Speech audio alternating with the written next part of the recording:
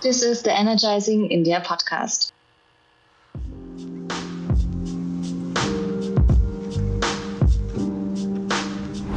Welcome to the Energizing India podcast. This podcast was created to have conversations with the main protagonists and decision makers impacting the energy transition sector globally. Today, we welcome perhaps the key protagonists for both electric mobility and hydrogen energy in India.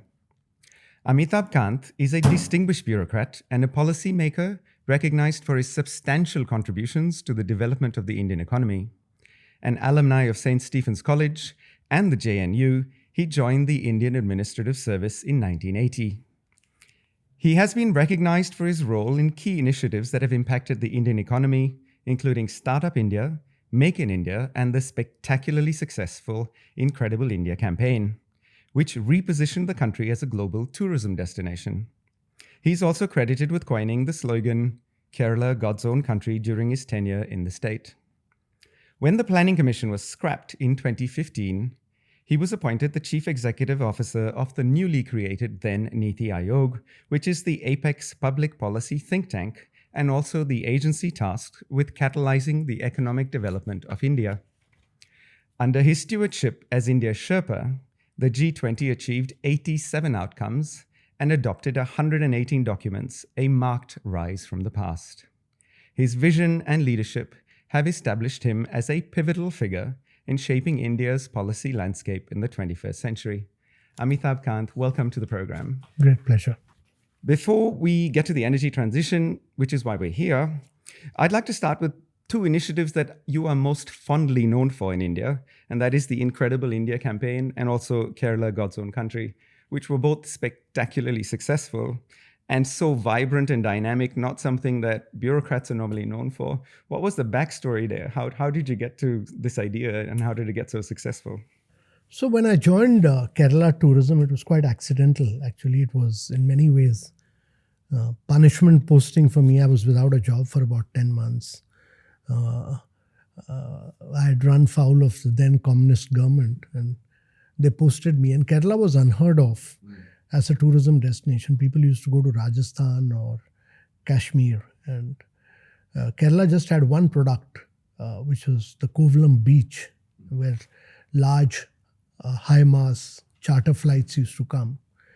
But we then took the task of differentiating Kerala from the rest of the world and saying that we will not ape any other destination of the West, but we will go back to the inherent strength of Kerala, which is the backwaters, the traditional Nalkittam houses, which is the traditional architecture of Kerala, the martial arts of Kerala, Kalripet, the traditional Kerala cuisine. We brought back traditional Kerala art forms, Mohiniyattam and Kathakali. We laid a lot of focus on the traditional rice boat of Kerala, which is now the houseboat of Kerala, on which not a single nail is used. We revived the backwaters. We made poachers into guides. A lot of work was done. Our belief was that tourism is a private sector activity, and that drove a lot of young entrepreneurship. But we facilitated that. We acted as good catalyst by ensuring that private sector is able to get financing. We provided the last mile connectivity, but we did the branding campaign of Kerala. And we picked up Kerala as God's own country and drove that very vigorously and energetically in a very contemporary manner. And Kerala went on to become one of the 10 exotic paradises of the world by National Geographic Traveler. And one for, I think, about close to 8 years, it was the best performing state in tourism as far as national awards are concerned. So that was the story of Kerala. Very exciting. My second question before we get to the energy transition is COVID-19. It was 4 years ago. It was a dark period and you were the head of the government response initiative. You were the man responsible for catalyzing the Indian economy. And at the same time, this was when the entire economy had been turned down due to the lockdowns. And it was, I'm sure, an incredible amount of pressure on you. I'd like to understand how you went through that period, which would have been completely a dichotomy for what you were doing. So I was heading two of the major committees, one with reference to the private sector and one with reference to the states and civil society organizations. Both these committees played a very key role, and the challenge there was that to work with various departments of the government to ensure that we are able to provide COVID vaccination. At the peak of the second wave, we were badly hit, so we allowed assistance to come in from abroad. We steered that in a manner that there could be no complaints, and whatever we were receiving from abroad actually reaches the hospital and is well utilized. And thirdly, to involve civil society organizations and work in very close partnership with the states to drive the vaccination process. We were very successful in that, but it was all of government effort. Every single department of the government worked very hard. How did it feel, though, to watch the economy actually completely grind to a halt? There must have been incredible pressure on you, being a person responsible to catalyze it. Those were very tough days, very difficult days, but we had to work with several agencies of the government to revive the economy back, see that we bounce back quickly, and then get the economy gearing. Because at that particular point of time, the only determination we had was to stop the spread of COVID, which was the prime concern of the government. And, it had other adverse implications as a consequence of that, in terms of workers wanting to go back, etc. Their incomes got stopped for some time. And then when the economy opened up, to revive the economy very quickly, very rapidly, all these were huge, huge challenges, but we met them with the best of our ability. And it shows 4 years later with the growth rate that we're experiencing. You have been the architect of the big push to clean mobility in India. You were the one who brought up the concept in 2016, 2017, led the first schemes with FAME. Today in 2024, 5, 7, 8 years later, how do you think it has panned out? No, it has panned out very well. We've moved forward rapidly on two-wheelers and three-wheelers, which was our objective. Because 70% of India still runs on two-wheelers, three-wheelers. Our objective should be that by 2030, we should have 100% of our two-wheelers and three-wheelers as electric. We should also focus a lot on mass transportation, buses. So we had got 7 cities to work together, and we did the tender for 5,700 buses, where the price of electric bus had come below the fossil fuel buses, which was a major breakthrough. The next one for Ministry of Urban Affairs is a tender for 10,000 buses, and hopefully the next tender will be for 30,000 buses. So the size and scale of that was, we'll be able to bring down the prices and make India a manufacturer of electric buses, but also of electric two-wheelers and three-wheelers. And for four-wheelers, I think the Tatas have done spectacular work, followed by Mahindra. The new EV platform vehicles will come out very shortly, and I'm quite hopeful that these will be technologically and technically very top-class vehicles in India. So what we've seen in two-wheelers and three-wheelers is a lot of dynamism, a lot of energy, a lot of young people, young entrepreneurs doing manufacturing. And we also brought in the PLI for cutting-edge technologies in automobiles. We brought in a PLI for batteries. And today, close to about 100 gigawatt of giga plants have been announced by various private players for batteries. So we will come to the PLIs and batteries in a bit, but just to tease you out a little bit more on the electric vehicle policy and also the automobile industry in India.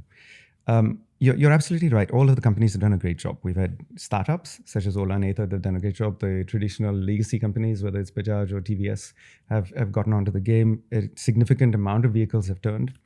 And it is quite likely by 2030 that two-wheelers and three-wheelers might in fact be overwhelmingly electric.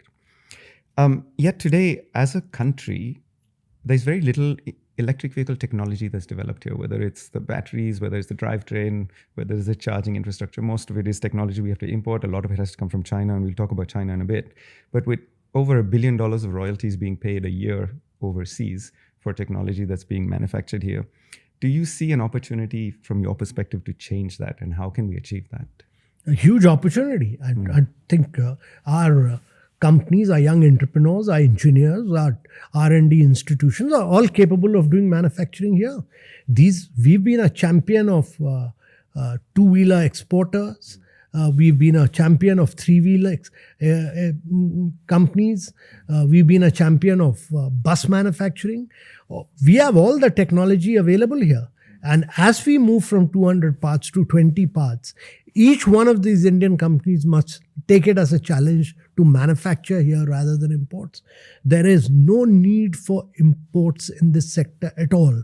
Indians must work to become a Make in India champion as far as electric vehicles is concerned. And that, to my mind, is a work in progress. I've seen this with Ather, I've seen this with Bajaj, I've seen this with Ola.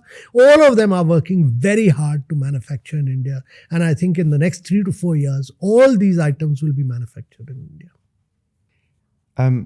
One of the initiatives that you have right now, including the PM e-scheme or e-mobility scheme, which is talking about localizing even charging manufacturing in India and providing incentives up to 50% of the product is made in India.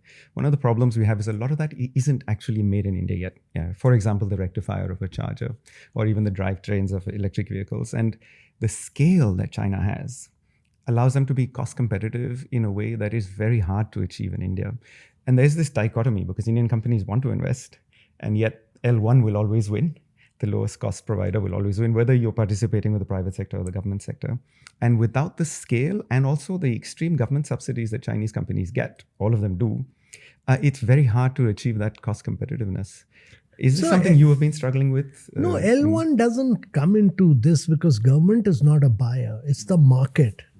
And let me also say that number of Indian companies today are manufacturing in India. It's not that everything is getting imported.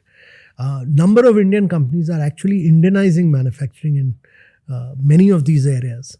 And to my mind, in the next 3 to 4 years, every single item of electric vehicle will be manufactured in India. I don't think we need to be worried about that. It's always a gradual process. Don't think that everything can be done overnight. It takes 4 to 5 years to do value addition in these sectors. If Mahindra is going for EV manufacturing here, if Tatas are going in for EV manufacturing here, they'll Indianize every single component here. It's just a matter of time. So what does success in 2030 look like from NITI's perspective? To my mind, 2030 success should be that we should at least ensure that 75% of the two-wheelers and three-wheelers become totally electric in India, with all these components being made in India. That is critical for India. Perhaps we can turn to hydrogen. Hydrogen is almost a panacea to make India energy independent. Solar and wind is abundantly available, can be used for stationary energy applications, can be used for mobility. But the dichotomy we have here is that the technology comes either from two parts of the world. Europe, small companies, very expensive, or China, large companies, cheaper. But we have some sort of dichotomy there because of a foreign policy diversion versus an economic integration. Fuel cells have to be made here, electrolyzer stacks have to be made here, yet that technology doesn't exist here. Do you see us moving closer to China in terms of buying technology for alkaline electrolyzers for large-scale gigawatt manufacture of hydrogen? No, what is the big technology in electrolyzer? What is the big technology in making renewables? We are producing 200 gigawatt of renewable energy in India. How do you produce green hydrogen? You take renewables, crack water through a process of electrolyzer and produce green hydrogen, and in its liquid form export it. Renewables we manufacture, 200 gigawatt. Electrolyzer, number of companies are working in collaboration, in joint venture collaboration, from L&T to Greenco to Indian Oil. Many companies are getting into the process of electrolyzer manufacturing. Alkaline, PEM, many technologies are being worked at here. And I don't think that's a major technological challenge at all. and then to crack water and produce green hydrogen. The challenge is to bring in size and scale of manufacturing and to reduce the cost of green hydrogen from $4.50 at present to $1 by 2030. And that would require you size and scale. And that many Indian companies, from Adani to Ambani to Greenco to Renew to many other companies, you have remarkable companies working on this area. You have this company headed by Manoj Upadhyay, who's actually gone and done a green hydrogen project in Oman. So you have many companies doing this. And these are young cowboys of India who will crack it and bring it down. So I expect the price of green hydrogen to come down very rapidly. And I expect India to achieve $1 by 2030. And that's why you have we have a green hydrogen mission which is working on this. And we have supported many electrolyzer plants in India today. Do you see that translating from stationary energy to mobility beyond 2030 as well? No, so I expect two-wheelers, three-wheelers, four-wheelers, all to be driven by batteries. But I expect long-distance transportation to be driven by green hydrogen over a long period of time, beyond 2030. But you'll also have electric buses, where you will have battery swapping, and that will be a mixture of green hydrogen and batteries. You referred to the PLI scheme for the gigafactories. I remember in 2020, our plan was 10 gigawatts for India, and you've just referred to 100 gigawatts. Yet the first gigawatt factories were supposed to come on stream in 2024, and we're seeing a marginal 2026. 2026 now. Yeah, in 2020, we were talking 2024. How are you seeing this play out? There was going to be 4 big gigawatt factories in India making lithium-ion cells. And then hopefully that will feed a lot of the cell packing companies across India. You've talked about 100 gigawatts.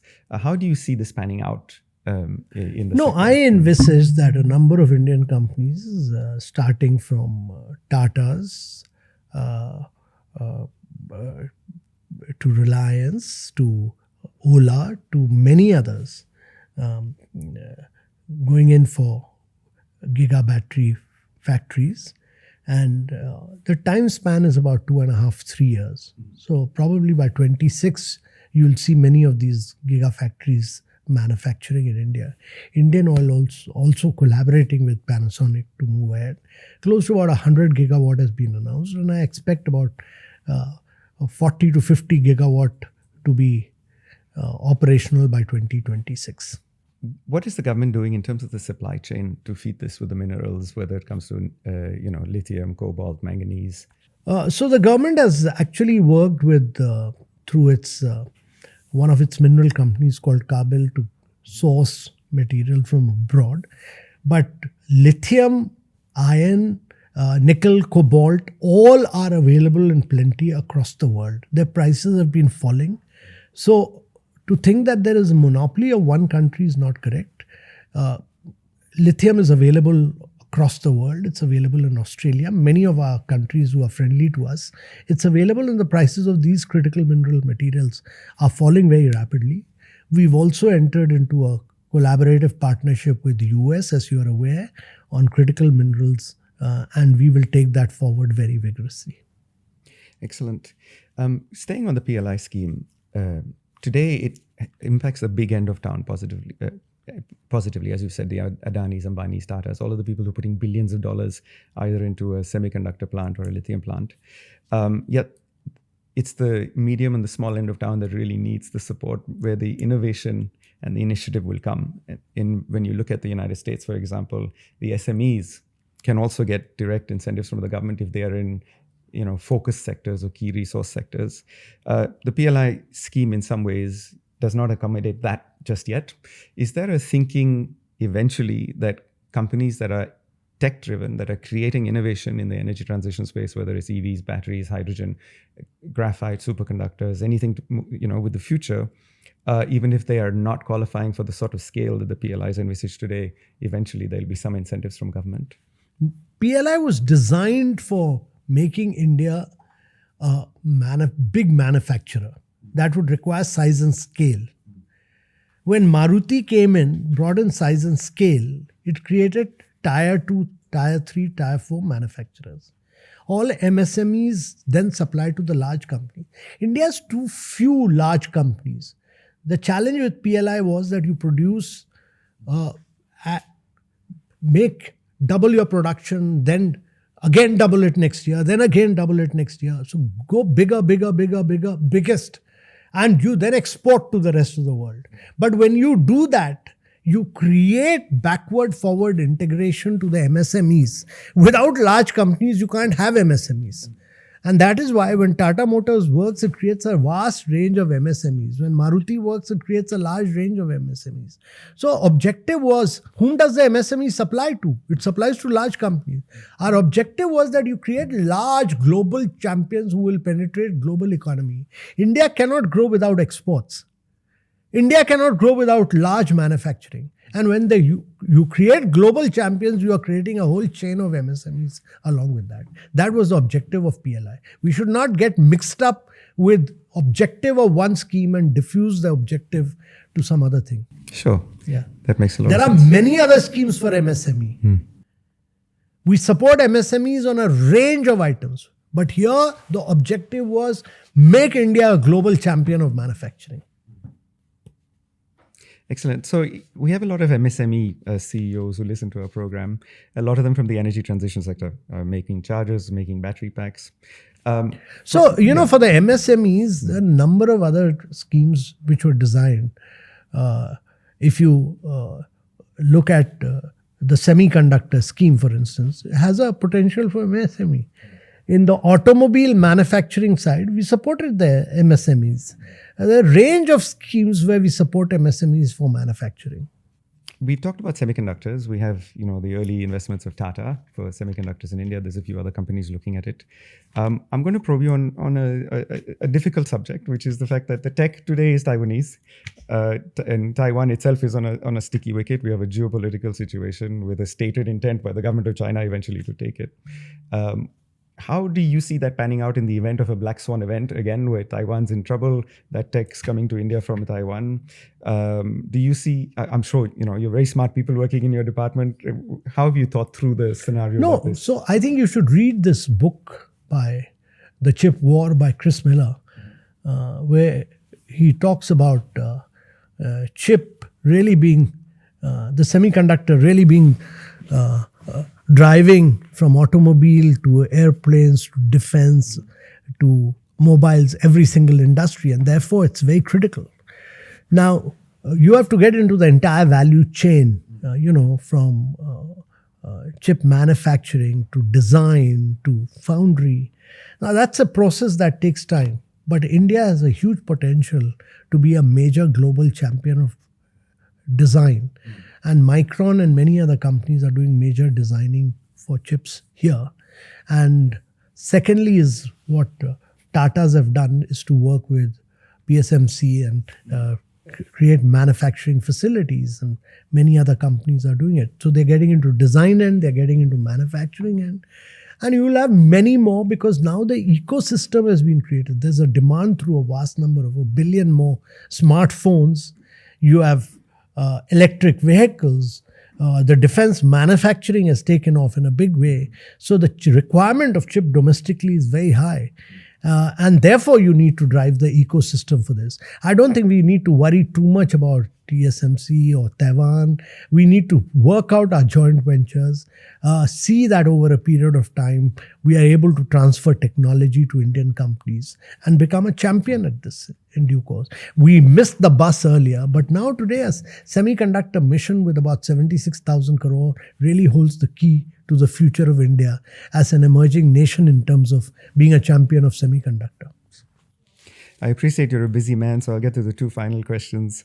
And both have to do with policy, education and employment. We'll do education first.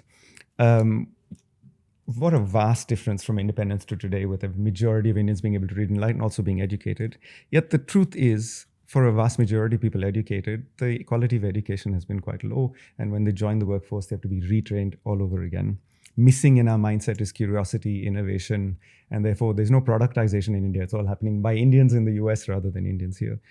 Have it in your role in NITI Aayog and also the work you've been doing in G20, how have you thought through that and the changes that will need to be made now to actually create a success for all that you've done in the last 10 years with industrial and economic policy? No, that's a very important question that you're asking. And much of that is answered in the new education policy, where we've talked extensively about redefining education and bringing in curiosity and a thinking mind amongst the students. But more important than that, skilling for tomorrow, because 30% of the skilled manpower to the world will be provided by India by 2047. So you need to skill them for AI, for machine learning, for biotechnology, for quantum computing, and all these new areas of growth.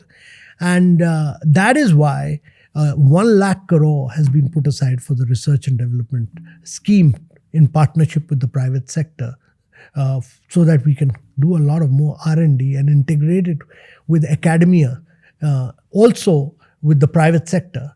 The other big thing that has been done is in terms of skilling for the future.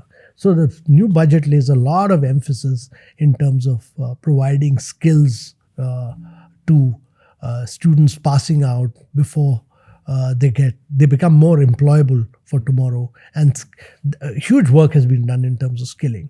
But the reorientation of education is underway. It's a work in progress right now. So coming to employment policy then, I'm assuming the education reorientation will work because everything else you've done has and worked brilliantly. But we have this 5 to 7 year gap between when the reorientation will kick in and what we have today. And no matter what data you look at, we have tremendous unemployment, particularly in the northern states. So there's reskilling, there's new job creation, there's economic growth. What are we going to do in the next 7 years for this lot of people who are not going to benefit from the reorientation of education? So the big picture is that if you want to be a $30 trillion economy by 2047, your GDP has to grow 8 times. But your manufacturing must grow 25 times. The good quality jobs are all going to be created by manufacturing. And that is why the PLI scheme.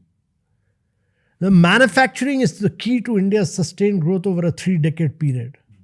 Now, 46% of your population is dependent on agriculture. That is poorly paid jobs. You need to take them out of agriculture, move towards manufacturing and urbanization. That is what the government's vision is. Drive manufacturing, skill people, create the talent. Investment will come where there's talent. And therefore, it's very important that we must improve our learning outcomes. We must improve our health outcomes. We must improve our nutritional standards. And create 10 to 12 champion states in India who will drive India's manufacturing. It can't be just Gujarat, Tamil Nadu, or Maharashtra. You'll have to create new champions in Jharkhand, in Chhattisgarh, in UP, in Bihar, in Rajasthan, Madhya Pradesh. These have to be the new champions growing at 10 to 12%. Because these are the most populous states of India. When they grow, then India grows. And that's important. It's also important that we create many more large companies who will create their own ecosystems of MSMEs. We have very few large companies. You need another 10,000 large companies in India. That, to my mind, is critical. But the challenge really is to make manufacturing become 25% of India's GDP and urbanization to be a very key driver of India's growth story. Amitabh Kant, this has been a very insightful conversation. Thank you so much for having made the time to come here. It's been an absolute pleasure. Thank you. Great pleasure. Thank you.